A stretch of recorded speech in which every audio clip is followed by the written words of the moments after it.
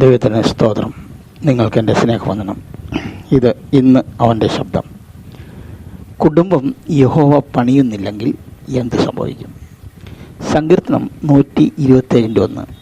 യഹോവ വീട് പണിയാതിരുന്നാൽ പണിയുന്നവൻ വൃഥ അധ്വാനിക്കുന്നു.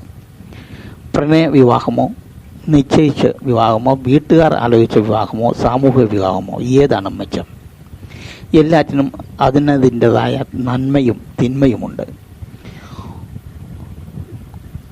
വിവാഹം ഉത്തമമാക്കുന്നത് കുടുംബജീവിതം സന്തോഷം നിറഞ്ഞതാകുമ്പോഴാണ്. കൂടുമ്പോൾ ഇമ്പമുണ്ടാകുന്നതായിരിക്കട്ടെ കുടുംബം. കുടുംബത്തിൻ്റെ ഉദ്ദേശം തന്നെ അതാണ്. കൂടുമ്പോൾ ഇമ്പം ഉണ്ടാകുന്നില്ലെങ്കിൽ അത് നരകമാണ്. കുടുംബം ആനന്ദകരമാകാൻ പൗലോസ് എഫേസ്യ ലേഖനത്തിൽ വിശദമായി പ്രതിപാദിക്കുന്നുണ്ട്. 5-6 അധ്യായങ്ങളിൽ.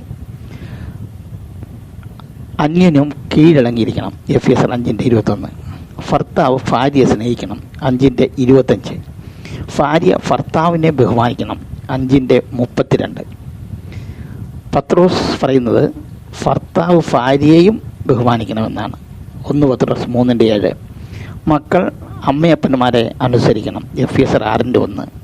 പിതാക്കന്മാർ മക്കളെ കോപിപ്പിക്കരുത്. എഫേസ്യർ 6:4. ദാസന്മാർ യജമാനന്മാരെ അനുസരിക്കണം. എഫേസ്യർ 6:5.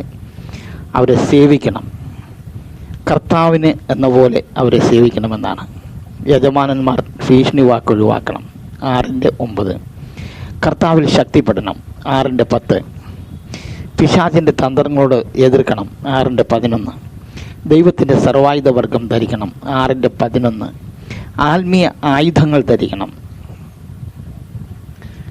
6:14 മുതൽ 18 വരെ. പ്രാർത്ഥിക്കണം. അതും ആത്മാവിൽ പ്രാർത്ഥിക്കണം. എഫേസ്യർ 1 മുതൽ 3 വരെ അധ്യായങ്ങൾ വേദശാസ്ത്രമാണ്. 4 മുതൽ 6 വരെ പ്രായോഗിക ജീവിതമാണ്. 5-6 അധ്യായം കുടുംബജീവിതമാണ്. നമ്മുടെ വീടൊരു സ്വർഗമായിരിക്കട്ടെ. അതിനായി ദൈവവചനം അനുസരിക്കാം.